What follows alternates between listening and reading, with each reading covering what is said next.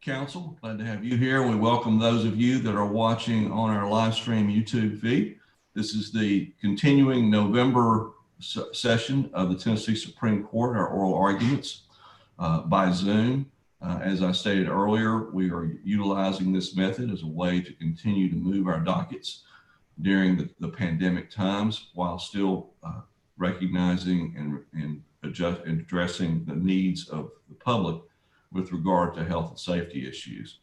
So we are about to begin our second case of the day in just a moment. When we begin, the appellants, each side will have 30 minutes for argument.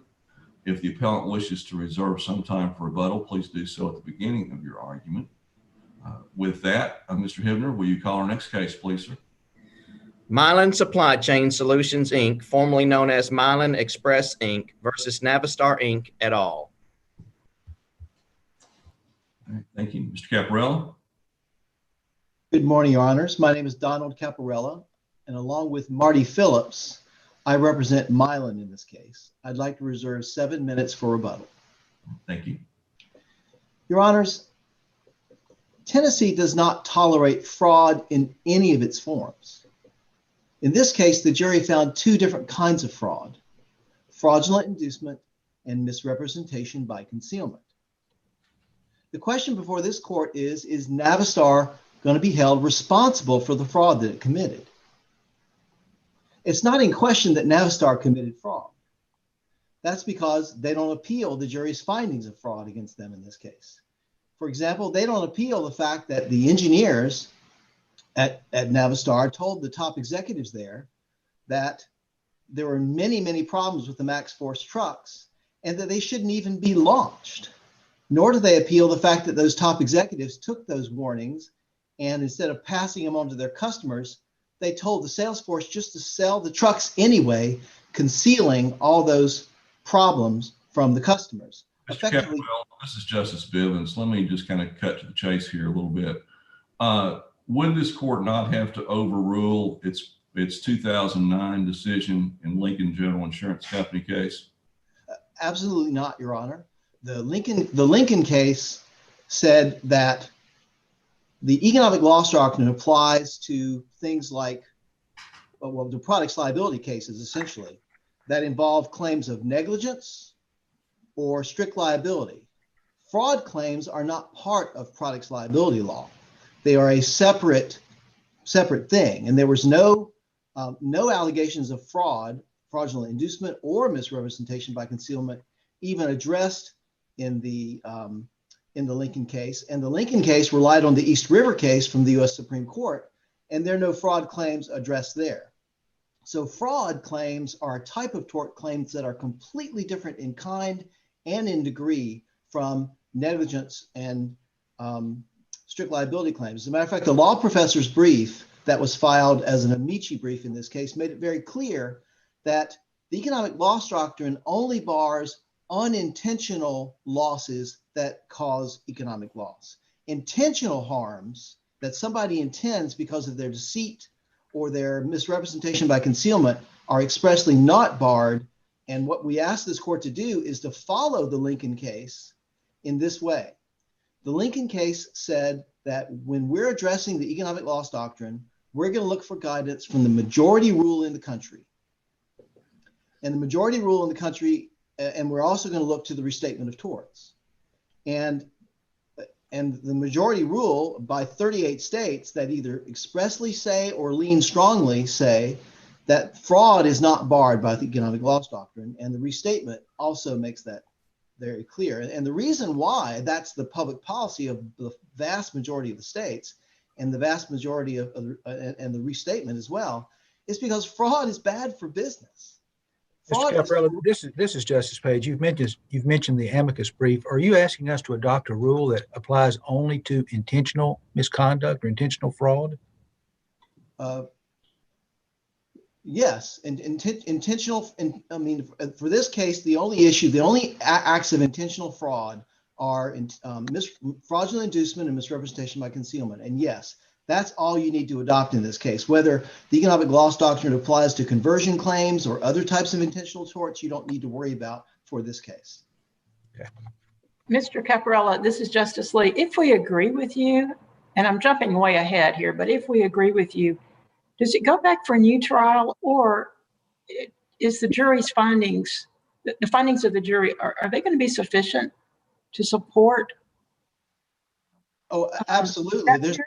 Absolutely. The opposing counsel, our opponents have not even raised for appeal the sufficiency of the evidence by the jury that there were findings of fraud. And after all, almost all the testimony about the fraud, and particularly the concealment, came from Navistar's own executives and own employees who admitted on multiple occasions during the trial that they had never done the testing that they had said they'd done. They concealed all kinds of problems from their customers. They concealed that the other customers that had been dropping their trucks like flies, that was going on.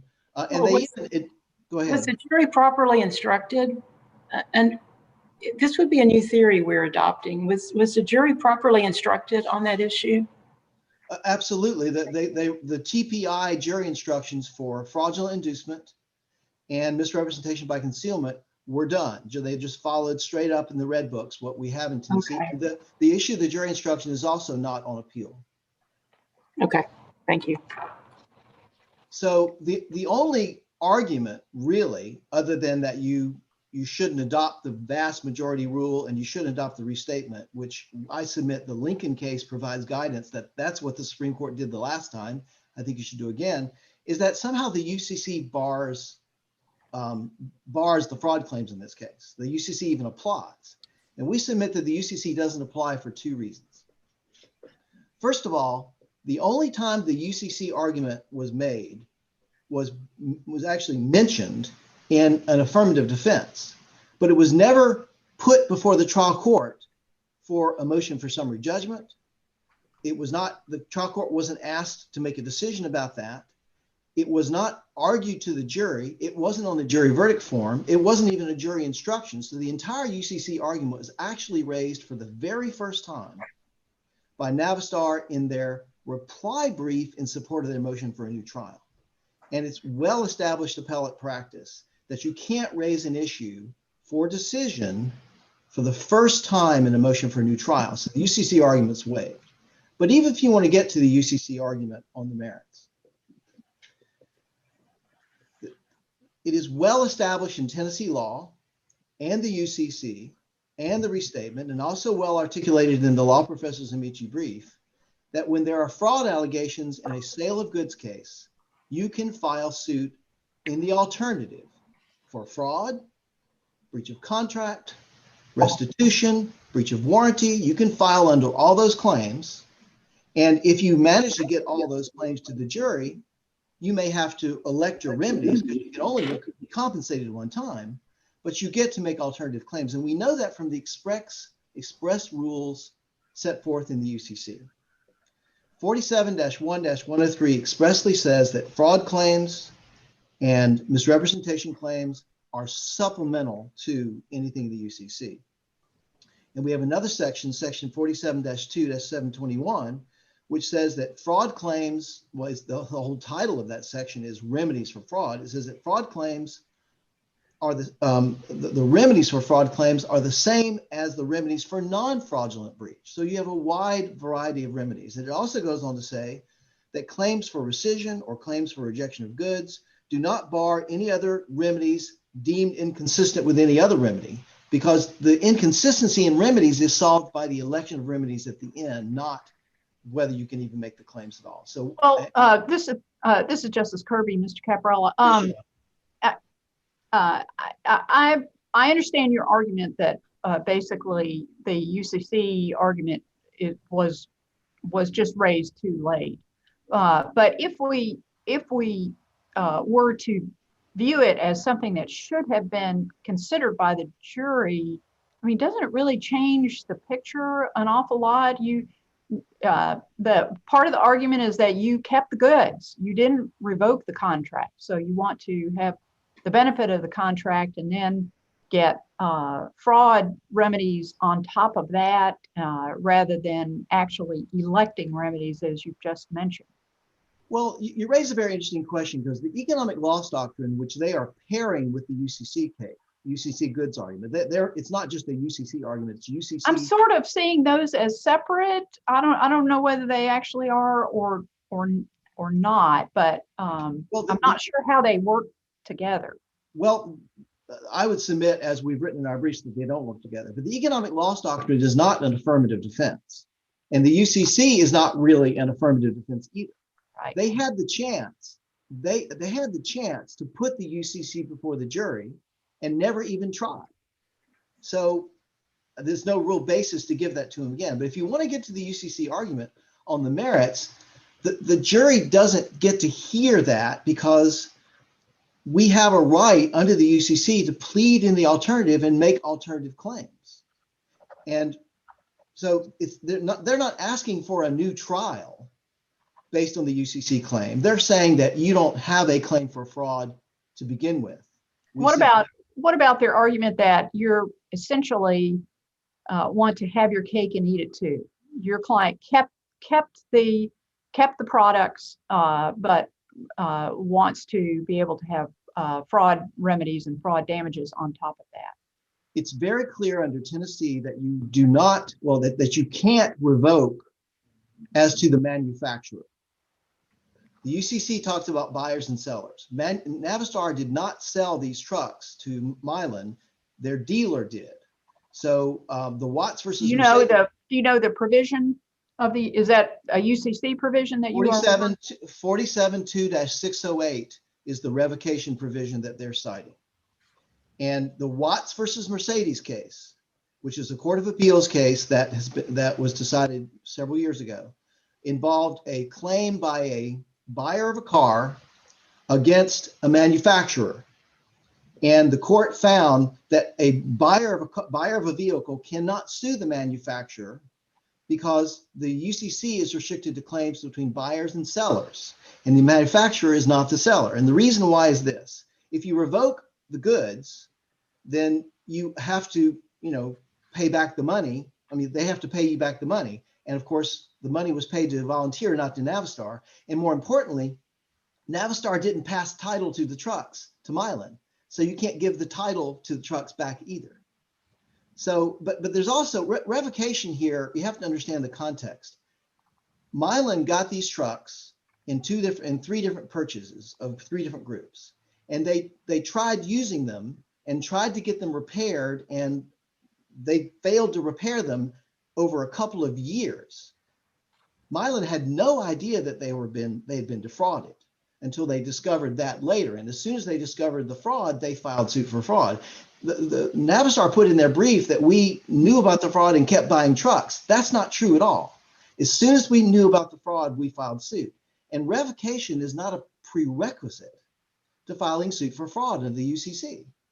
It's just not. It's one of many alternative claims. Did I answer your question, Your Honor? I think so. Okay.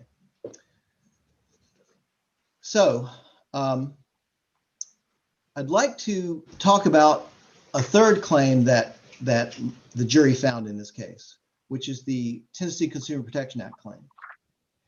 And it's our position that that is a totally separate and independent ground that this court could affirm this verdict on if you agree that Navistar failed to raise that in the trial court. It's well established that you cannot raise an issue for the first time in a motion for a new trial.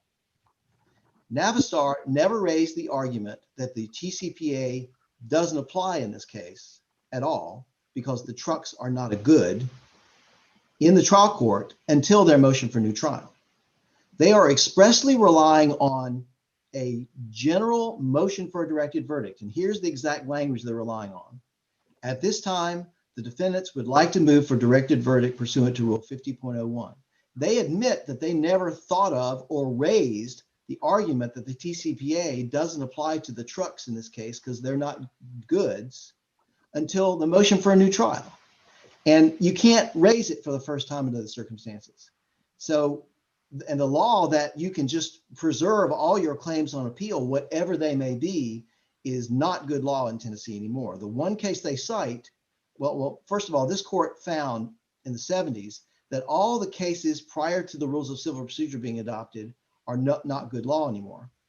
There's only one case that comes after the 1970s, the Lawson case in 1987, that says you can preserve claims by just making a general non-specific motion for a directed verdict. And that's simply not the law. And to the extent that you want to consider the 1987 Lawson case, you should overrule it. So that's, I don't know if you have any questions about that. If not, I have another subject I would like to raise with you. Okay.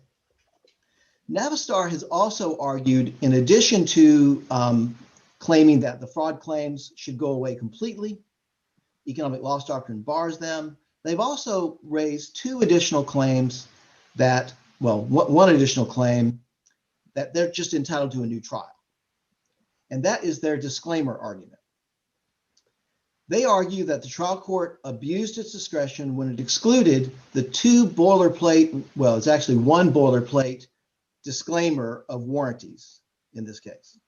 And the warranties were contained, well, the disclaimers were contained in the warranty, and the only warranty that they made was, we will repair or replace the trucks. And they also had the same warranty in a later, let's see, it's called a extended service agreement. And they claim that that should have been heard by the jury. And they're wrong for that. There was not an abuse of discretion for a couple of reasons. First of all, they claim that the disclaimer, which disclaimed any representations just in a broad boilerplate fashion, is relevant to their element of justifiable reliance in Milan's fraudulent inducement claim. Milan had a fraudulent inducement claim that had the standard elements for fraudulent inducement, and one of them is justifiable reliance on the misrepresentations. However, the jury, very importantly in this case, found a second kind of fraud, misrepresentation by concealment. There is no reliance element in the misrepresentation by concealment. After all, you can't disclaim things that you've concealed in violation of the law. They had a material duty, as found by the jury and as instructed by the jury, to disclose these material facts about these trucks. So you have a completely independent ground, separate and apart from fraudulent inducement, to affirm this jury verdict, making any exclusion of the disclaimer completely harmless error. And after all, any exclusion of evidence has to be analyzed on an abuse of discretion standard. And we submit that there was no abuse of discretion as well. Now, the next issue I'd like to talk about is, it's only an issue if you find that the economic loss doctrine bars the fraud claims in this case. Milan had a breach of warranty cause of action that was dismissed by the trial court. It was not duplicative of the fraud claim because the breach of warranty claim only argued that the warranty to repair or replace the trucks, failed of its essential purpose. It was not duplicative at all. Now, it was dismissed, and of course, if you affirm the jury verdict in this case, you don't have to agree with it. But if you don't reverse, if you don't reverse, you should find that the trial court erred, and the Court of Appeals erred in finding that Milan had waived that claim, because it violates the rules of appellate procedure to say that Milan had to file a motion for a new trial for a issue of law that they wanted to raise as an appellee. A party who is satisfied with the jury verdict should not have to raise an issue of law on appeal by first filing a motion for a new trial, because after all, that would mean you're filing a disingenuous motion for a new trial, because Milan, the last thing they wanted to do was to reverse this jury verdict because of the lack of a breach of warranty claim going to the jury. So, but you only have to deal with that if you find that the economic loss doctrine bars these claims. The last issue I want to talk about is Navistar has also suggested in their brief that the punitive damages award in this case is constitutionally infirm. They're not claiming that the Hodges view was done wrong in this court. They're not claiming any of those other things that you would attack a punitive damages award on. They're saying that this award is simply unconstitutional because of its nature. And the way this court should review that is this. The first thing you have to look at is the reprehensibility of the conduct. Again, Navistar didn't appeal the jury's findings, that the jury, there was not material evidence to support the jury verdict. So they're stuck with the jury's finding that there was trickery, deceit, reprehensibility. And they're also stuck with the idea that this was a transaction involving 240 trucks costing $30 million. So it was a very large misrepresentation by concealment and fraudulent inducement, and involved trickery. So, so we have that prong met out. And secondly, it's not too big to be unconstitutional because it's less than twice the compensatory damages in this case. And there's a statute in Tennessee that caps punitive damages to 2 times the compensatory damages. And we're well within that cap. So the legislature has told the court that punitive damages awards that were within 2 times are appropriate under the statute. So we submit that you should Mr. Caparella, this is Justice Page. You're not arguing that just because the punitive damages is less than 2 times the compensatory damages that we shouldn't look at all the factors as to whether or not this is unconstitutional, are you? No, you should go through the entire constitutional analysis. Of course, all the factors are basically 2: reprehensibility and whether it's so large as to be constitutionally infirm. And there are lots of cases that have multiples of compensatory damages that are well more than 2 in Tennessee's history. Now, since we have the statute, you can't have more than 2, but we're less than that 2. So you should look to the legislature to be informed as to what is too much. But you obviously you do need to go through the analysis. I'm not saying you shouldn't. Shouldn't, as part of that analysis, we look at the amount of the punitive damages, $20 million? Yes, but you must look at it to the extent that it's proportional or not to the compensatory damages. After all, if you have a very large fraud that has occurred involving a very large transaction, in this case, this is a $30 million transaction. So you must look at the punitive damages, not just in the context of the compensatory award, but in the context of the size of the transaction. And a company as large as Navistar that's doing a $30 million transaction, in order to create proper deterrence to a very large company that does very large tens of millions transactions, the punitive damage award has to be significant enough to be deterrent. If you can do a $30 million transaction and only risk having a small punitive award, then you're not really risking much. And then you're involved in the situation that the Texas courts talked about, where if you commit the fraud, if you commit the fraud and you don't get caught, then you get away with it. If you do get caught, then you don't have to pay the full accountability for it. So you're in a win-win situation. So you want to deter and not incentivize frauds, and not have just a smaller award of punitive damages that isn't deterrent enough to deter them, because deterrence is what punitive damages is all about. So lastly, I would like to argue that to the extent you were to consider that this court should not adopt the 38 state majority view of the economic loss doctrine, but would adopt a smaller, the more narrow view, then our claims can still survive under that, because misrepresentation by concealment, that particular kind of fraud, is not even barred under the Wisconsin and Michigan rule, because after all, you can't negotiate about things that have been completely concealed from you. There's not a jurisdiction in the entire country that would bar misrepresentation by concealment. Thank you.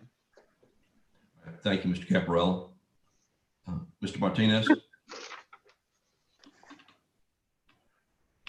Good morning, Your Honors, and may it please the court. Roman Martinez on behalf of the defendants in this case. Your Honors, Milan's theory of this case is that they can sign a written contract, take advantage of all the benefits of that contract, and then pop up years later to bring a common law fraud claim that's based on alleged oral statements that are directly refuted by the terms of the actual contract itself. Not only that, Milan says that when the case gets in front of the jury, the jury can be prevented from looking at the actual terms of the actual written contract.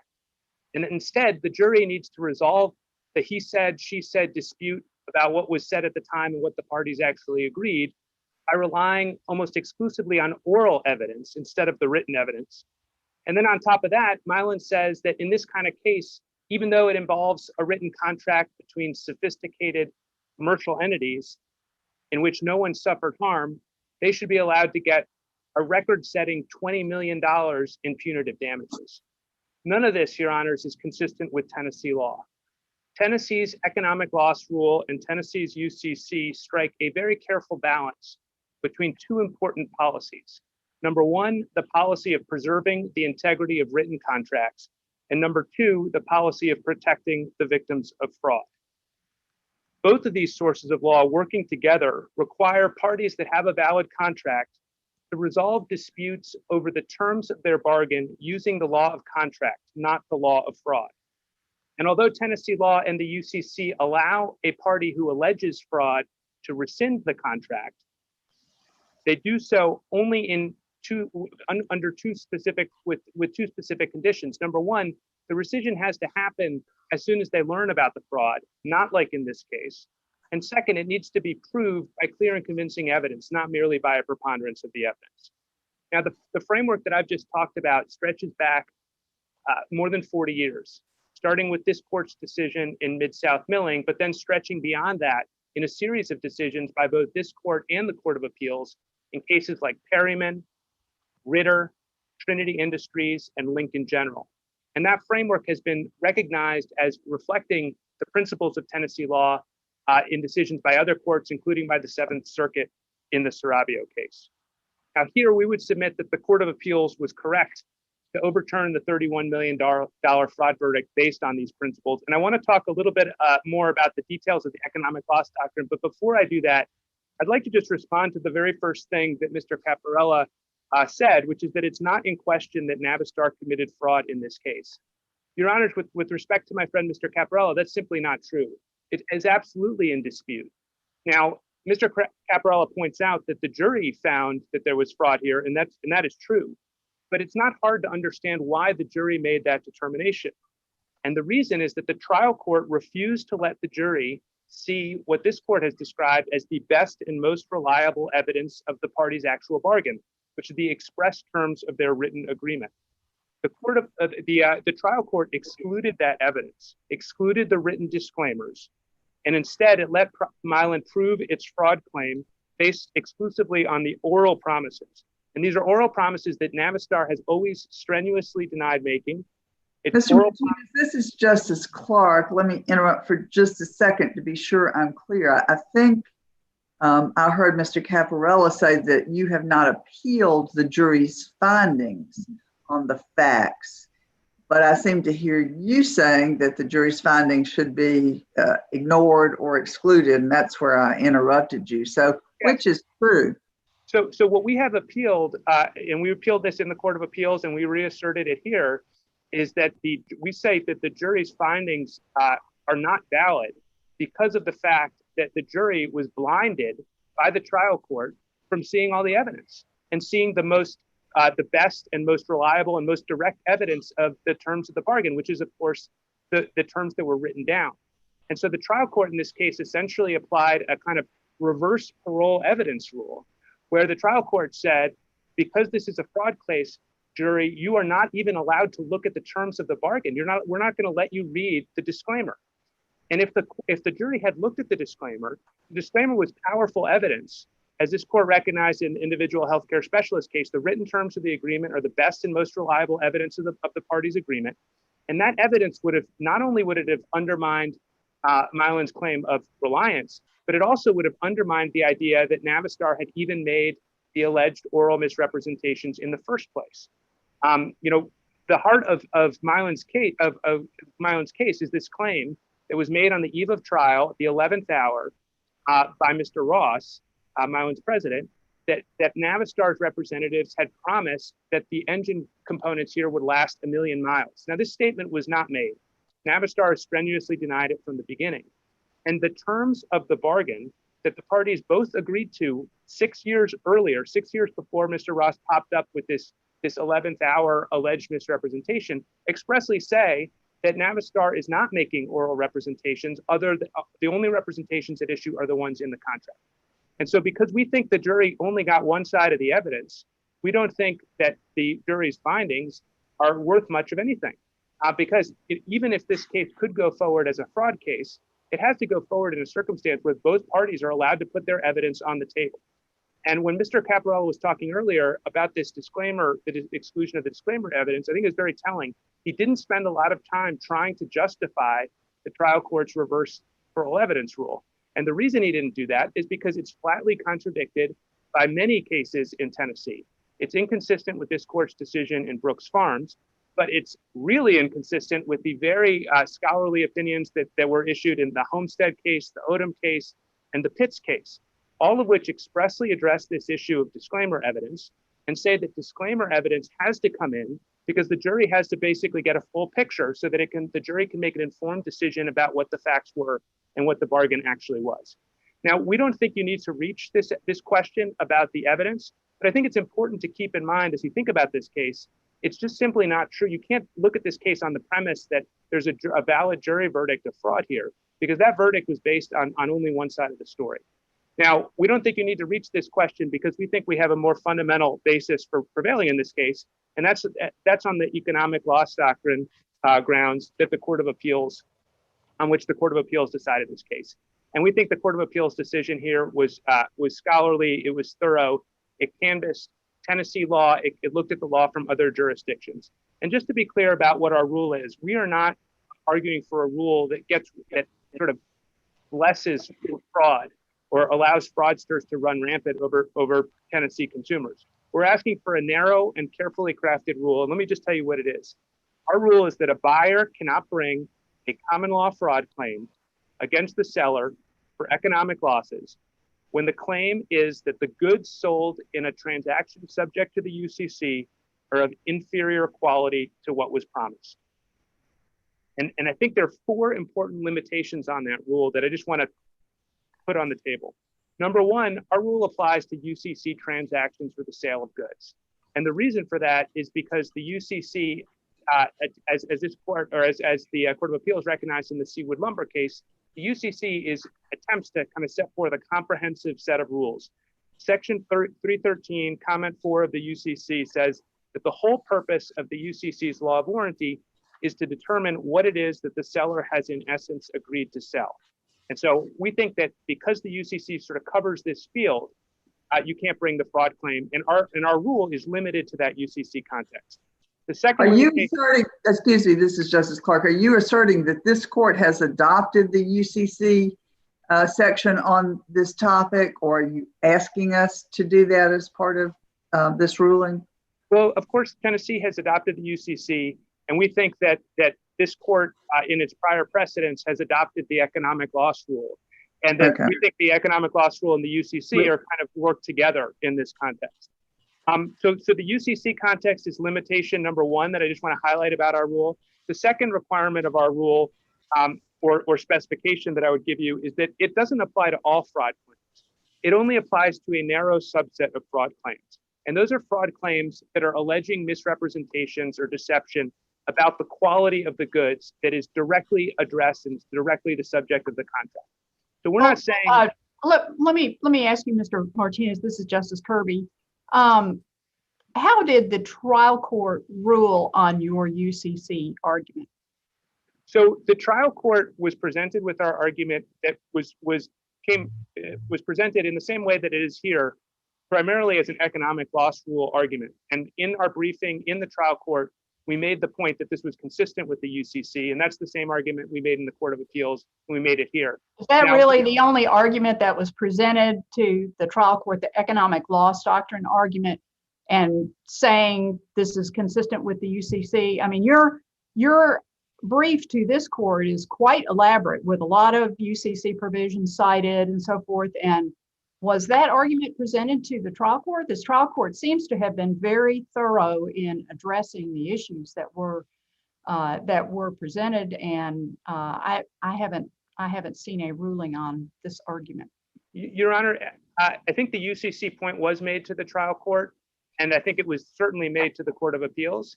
I think, though, that we do believe that the UCC points are essentially wrapped up together with the economic loss rule points, and that they're essentially two sides of the same coin.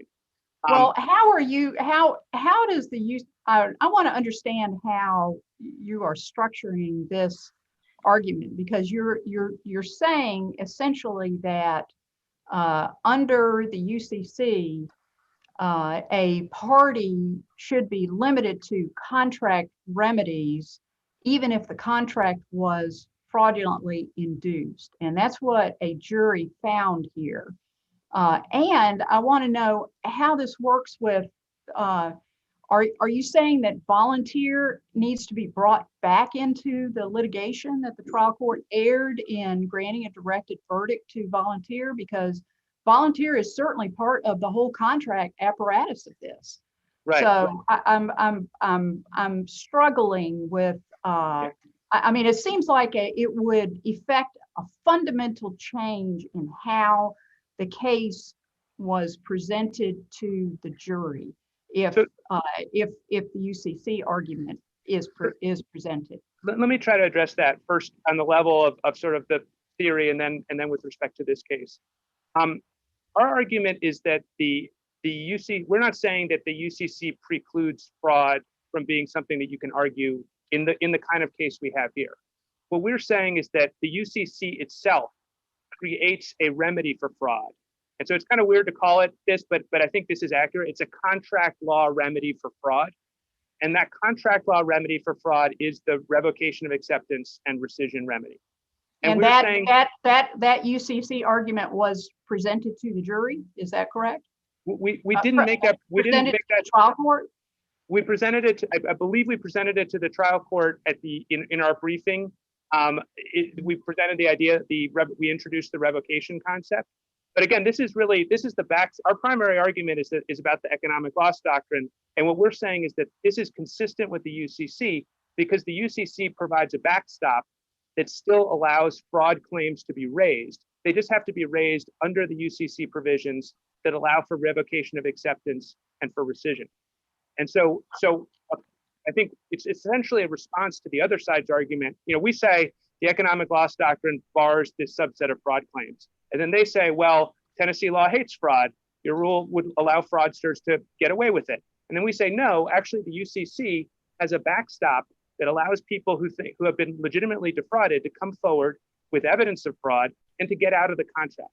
But it's really important to realize that there are two very important constraints on that remedy that are important to enforce. Number one, you have to, under Section 608 of the UCC, if you want to get out of the contract, you need to bring the claim as soon as you realize there's a problem.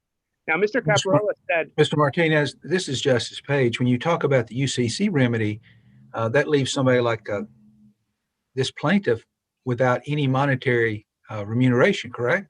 No, Your Honor, not at all. So what we think could have happened here, if Milan had come— so let me just finish the point I was making because it's related. I just want to correct the record on one thing. Mr. Caparella made the point that he asserted that as soon as Milan found out about the fraud, it brought this case. It didn't buy more trucks or anything like that. We think that's absolutely wrong.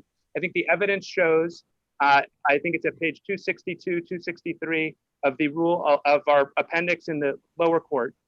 The evidence shows that in September 2012, Milan knew about these problems, was complaining about these problems in a meeting at the Flatiron Grill to Navistar. And so they were absolutely on notice of these problems. They bought more trucks. I'm sorry, that was, I think, November 2012. They bought more trucks, dozens of more trucks the following month. And they didn't sue for, I believe it was two years after that. And that's why was that a factual issue that was presented to the jury when Milan knew about the alleged fraud? It was a factual issue, and we have a live issue in this case is whether Milan complied with the statute of limitations. That's one of the issues we raised to the Court of Appeals and continue to preserve. But Justice Page, I do want to answer more directly your question about what Milan could have done, because I think it's an important one. So if at the time they discovered the alleged fraud, if they had popped up, we think that they could have revoked their acceptance of the trucks. Now, it's a little bit complicated, but we think they could have revoked it against either volunteer or against us.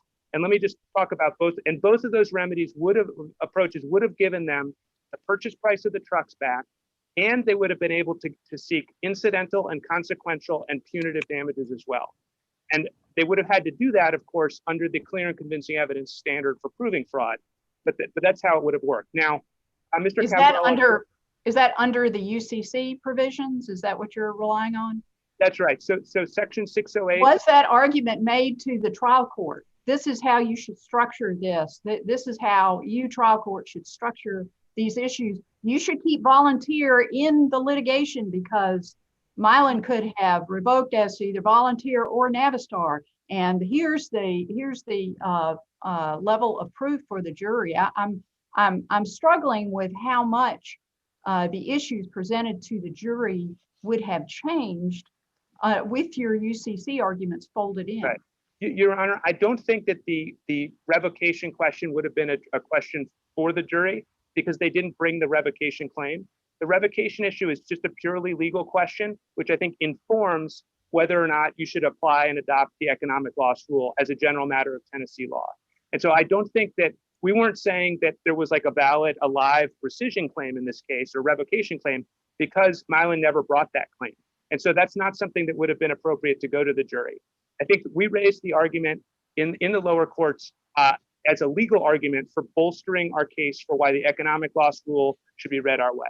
And so Justice Page, you're gonna answer Justice Page's question about the remuneration available to the plaintiff under your theory. Right. So we think before you do that, you mentioned a code section of the UCC that allows consequential incidental damages as part of a fraud claim under that. Would you tell me that again? I don't think you finished. Yes. So under the Seaton decision, makes clear that when someone tries to rescind, you're able to seek other types of damages that are allowed under the law. And that would include punitive damages, but it would also include, I think Seaton makes this clear, incidental and consequential damages. I think it's under section 713 of the UCC. But I want to be clear on the revocation point because there really are two routes to revocation here, and we think both are available. Number one, revocation against volunteer. I mean, to take a step back, the way this contract was negotiated, in the real world, it was really a contract that involved the two primary actors were Navistar and Milan. Volunteer was there as essentially a middleman. They were there, they were at the table, they were part of the discussions, but Navistar was directly negotiating this with Milan. It's true that title passed through volunteer, which means that Milan could have revoked under 608 against volunteer. Tennessee law is very clear. You can revoke when there's a fraudulent misrepresentation. You can also revoke against volunteer, even if you didn't think they acted fraudulently. And that's the Cannon versus Chadwell case, 150 Southwest 2nd at 713. Even if you think volunteer only made an innocent misrepresentation because it essentially passed along and endorsed our misrepresentations by Navistar, they still would have had a revocation remedy against volunteer. And if they had revoked that contract, the obligations vis-a-vis Navistar would have been rescinded as well. And at that point, Milan would have been able to seek incidental, consequential, and punitive damages. That's route number one. Go ahead. This is Justice Bivens. Let's assume for a moment that we decide that the UCC issues were not properly presented to the jury, and that we're looking just directly at the economic loss doctrine. As I understand your argument, you're not arguing that the court should adopt the bright line, no exception rule. You're arguing that the court should adopt the narrow exception for fraud in the inducement when it's interwoven with the quality and character of the goods. Is that correct? That's right. Our rule would only apply to fraud claims that are about the quality of the goods, because that's the subject of the contract. And I would just to confirm, Justice Bivens, I think that we did not need to raise any of these UCC issues to the jury because we weren't asking the jury to resolve a rescission claim because they hadn't filed a rescission claim. The only thing directly on the table was the fraud claim, which we think is barred by the economic loss rule. If I could just say one quick word about rescission revocation against Navistar. Now, Mr. Caparella said you can't revoke against Navistar because it wasn't the seller of the goods, but that's kind of a revisionist way of looking at this case. From day one in this case, Milan's theory has been that Navistar was in fact the seller. Let's just walk through the evidence. Number one, Milan alleged a breach of contract claim against Navistar. Milan's express warranty claim treats Navistar as the seller of the goods under Section 313 of the UCC. Milan's complaint says, this is at pages 831 and 829 of our appendix, that the trucks were bought from Navistar, and it refers to Navistar as selling the trucks, and it refers to Navistar salespersons. Milan's summary judgment opposition treated Navistar as the seller for purposes of UCC Section 607. And because of all this, Navistar itself, we agreed that we were the seller expressly in our answer on paragraph 10 of our answer to the complaint.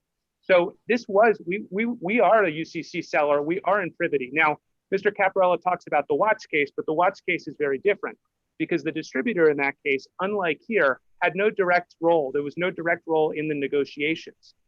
Here, Navistar was driving the truck, so to speak, on our side of the negotiation. Volunteer was essentially along for the ride.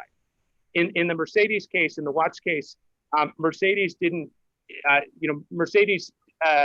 get the purchase price because the dealer got the purchase price. And here, it's true, the price was technically paid to Volunteer, but the evidence in the record shows that they kept only a few $1,000s of that price, and really the truck was bought from us.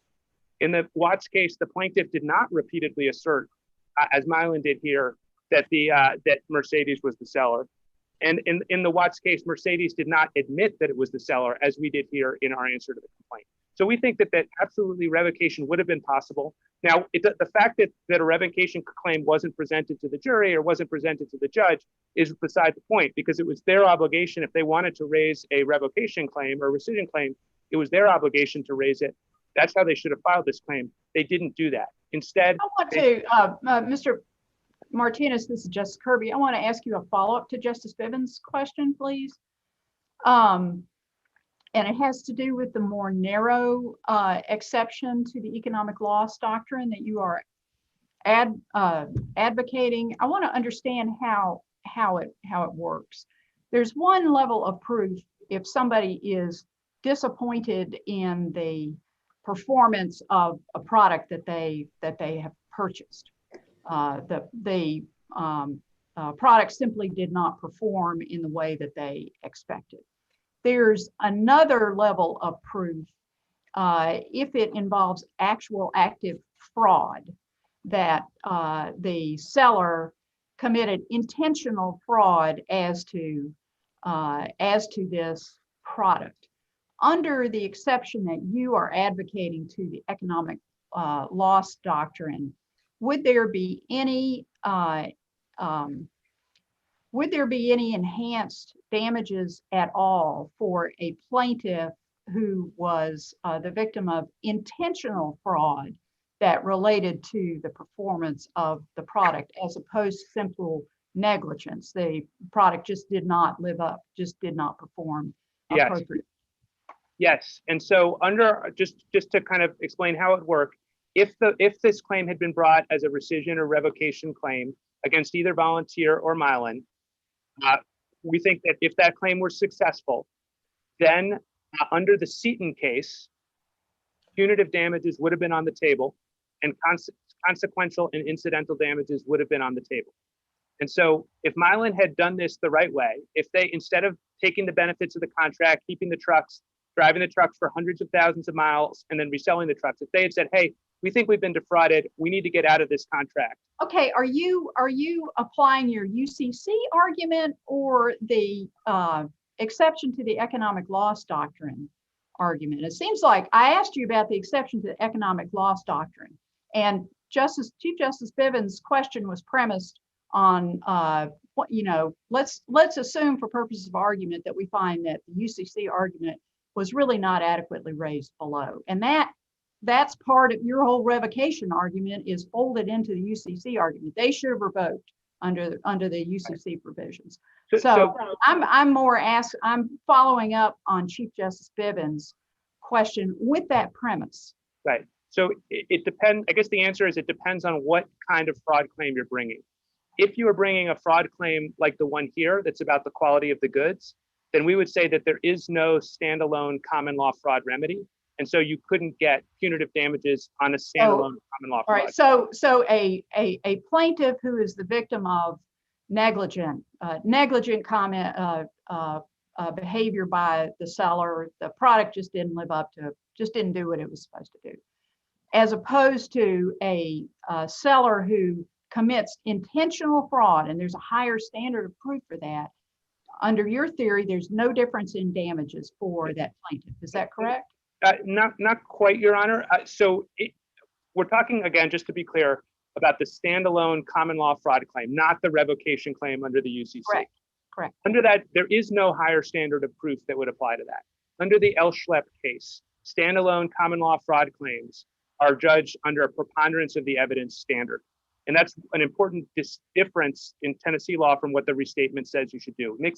Tennessee law makes it a little bit easier for fraud plaintiffs to prove their case. They only have to prove by a preponderance. And so what we would say is that in that kind of case, if the fraud at issue relates to the quality of the goods, we don't think there is a standalone common law fraud remedy at all. And that's plaintiff gets the same. I want to clarify. Plaintiff gets the same damages under your theory, regardless of the level of intent of the seller, whether it's negligence or whether it's intentional active fraud. I think we would put it not in terms of damages, but we would just say that there's no standalone common law fraud cause of action. They would have a contract cause of action for breach of warranty, and they could also do the revocation or rescission thing, which I know you don't want me to talk about. Now, of course, in a case that's different from this one, where the fraud doesn't have to do with the quality of goods, then our economic loss rule argument doesn't apply at all. And so they can bring the standalone common law fraud claim. And so if it was a different type of fraud that wasn't about the quality of goods, they'd be able to bring. What are some examples of that? I'm actually having a hard time wrapping my head around any kind of fraud that would be relevant to the lawsuit, but not interwoven with the product itself. So imagine that the negotiation was going on between Navistar and Milan. And Milan said, oh, I'm not sure about these trucks. They might need services. You could go out of business next week. And then who's going to fix the trucks for me? And then imagine that the Navistar salesperson had said, hey, don't worry. Navistar is a great company. We are going to be here for 20 years. We just bought a new facility 3 blocks down the street. You can count on us. If those statements about like Navistar being around and building the new facility, if those were fraudulent, if those were lies, that would be the kind of statement that although it might induce the contract, is not interwoven with the contract because it doesn't address the quality of the goods. And so that would be just one example, but we can think of many others. I'd like to turn, Your Honors, away from the economic loss doctrine and touch on very quickly on some of the other points that were made, unless there are other questions you have for me on the economic loss issue. Just briefly, Your Honor, with respect to the TCPA claim, this was not waived. Tennessee law going back to the Lawson case in the 1920s, the Lewis case in the 80s, there's the Ferguson case that we pointed to, Justice Kirby, from when you were on the Court of Appeals, had recognized that if you make a general motion for a directed verdict at trial, then that preserves all of your issues. And that's what happened here. Navistar's counsel, Ms. Deakins, made it very clearly a statement that she was making a general motion for a directed verdict, and did that intentionally because she was aware of the Tennessee law in place. Now, I think the only argument that they have really on the other side is based on Rule 7.02, but that rule by its terms only does not apply to motions that are made at trial, which can be made orally and don't require the same kind of specificity. I think it's notable that my friend Mr. Caparella didn't even try to argue that the TCPA claim has any actual merit, because it clearly doesn't for the reasons that the Court of Appeals explained. We've covered, I think, the disclaimer argument. With respect to the express warranty point, we do think the Court of Appeals was correct in applying the plain language of Tennessee Rule of Appellate Procedure 3E, which does make clear that they should have filed a motion for a new trial, and they could have done it in a protective way, just indicating that we only want this new trial if we lose on all these other issues. But we think if you don't want to decide it on waiver grounds, we think we clearly satisfied the terms of the express warranty as the trial court and the Court of Appeals or the trial court recognized. Punitive damages here, Your Honor. There was no reprehensibility under this court's classic understanding of reprehensibility. $20 million is a record. This is an outlier verdict, and we think it has no merit and should be set aside. Thank you, Your Honors. All right. Thank you, Mr. Martinez. Mr. Caparella, for your rebuttal. Yes, Your Honor. I'd like to respond to some of the questions the court had about the kind of rule that Navistar wants in this case. It says that it wants a narrow rule that would only bar fraud claims out of the gate. So you don't have a fraud claim if the affirmative misrepresentations relate to the quality or character of the goods, unless, of course, they relate to they're extraneous to the contract. And Justice Kirby talked about that, and many commentators and courts have struggled with how do you find anything extraneous. But my point is this, though, is bigger than that. There's not just fraudulent misrepresentation claims that induce this contract here. We also have misrepresentation by concealment. The jury was instructed properly, and it's not in dispute that they weren't instructed properly, that Navistar had an affirmative duty to tell Milan about all the problems with these trucks.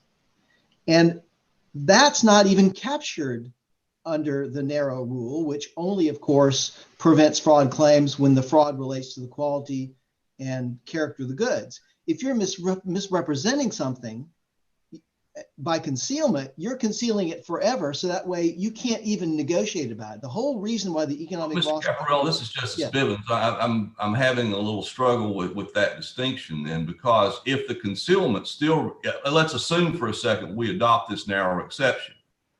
If the concealment relates directly to the quality and character of the goods, it's still barred by the economic loss doctrine, correct?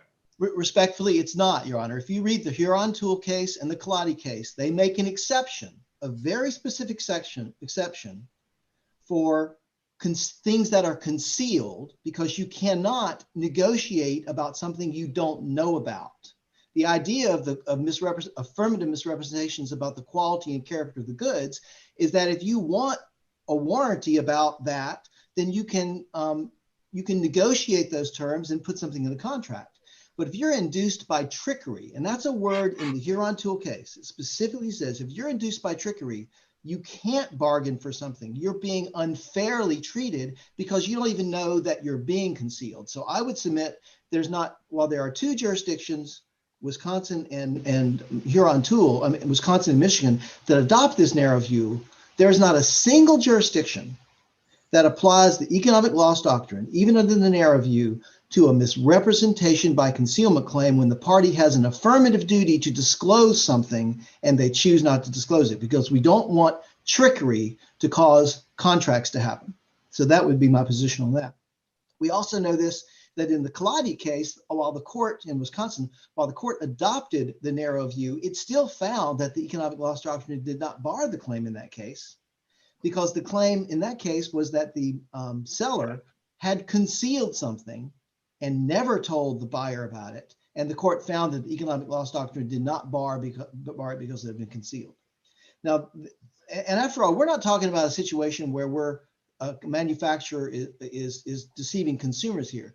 This is a large international corporation coming into Tennessee and deceiving a substantial trucking business, Milan in Jackson, Tennessee. So this is a business defrauding a business. So this is about whether or not you want to preserve, either in a narrow view or in a large view, fraud claims involving commercial transactions, and we submit that you should. Now, regarding this is a small point. Opposing counsel said that the issue of fraud, the statute of limitations, was an issue in this case, but that's not correct.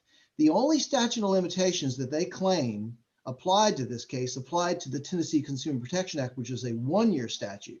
There's no question that the fraud claims were filed within the 6-year fraudulent statute of limitations. As soon as Milan found out about the fraud, they knew about some problems with the trucks, but they had no idea they'd been deceived, defrauded, that there were, or the TCPA stuff. And the jury expressly found as a factual finding that the statute of limitations had not barred the TCPA claim. So Milan did not know they'd been defrauded and then kept the trucks and bought more trucks. That's simply not what the facts were. Now, regarding how the UCC argument was presented, that was asked several times to Mr. Martinez. It was not presented to the trial court prior to trial as a motion for summary judgment. He was never asked to rule on the UCC argument. at all, except for when they raised it for the first time in their motion for new trial, actually in their reply brief. So the trial court was never given a chance to rule on that. And that's also true of the economic loss doctrine claim. It's also true of the revocation claim, the rescission claim, all that. They basically are arguing that Milan did not plead this case right. Well, if you have a pleading issue, you must raise it to the trial court and give the trial court a chance to rule. There is no ruling in this case regarding what the trial court did on those issues. Now, regarding the disclaimer argument, this court's review of the trial court's exclusion of the boilerplate disclaimer in this case that disclaimed all warranties is hampered. It is hampered because Navistar did not include the orders where the trial court excluded that testimony, nor did it put in the order where the trial court reconsidered and excluded that. So you are hampered by finding out the fulsome way the trial court dealt with that. And after all, to make a ruling on evidence to grant a new trial, you have to find an abuse of discretion, which we submit under the 403 analysis that's set forth in our brief, you can't find. And secondly, as I argued in our brief and also now, the misrepresentation by concealment claim is very important in this case for several reasons, that the jury found two different kinds of fraud: affirmative misrepresentations and a withholding, a disclosure, a tricking, a secreting of information, because there's not a jurisdiction in the country that would bar that kind of claim. And also the disclaimer, you can't disclaim reliance on a misrepresentation that you never made. You can't disclaim reliance on something that was concealed. So we would ask that the court reverse the Court of Appeals, reinstate the jury verdict form in all its rulings, and find that there is a fraud exception in Tennessee. Thank you. All right. Thank you, counsel, for both sides. We appreciate your arguments here today. That does conclude this second case on our docket today. We have two more cases that we'll hear this afternoon. The next case is scheduled to begin at 1 Central, 2 Eastern time, and we will stand in recess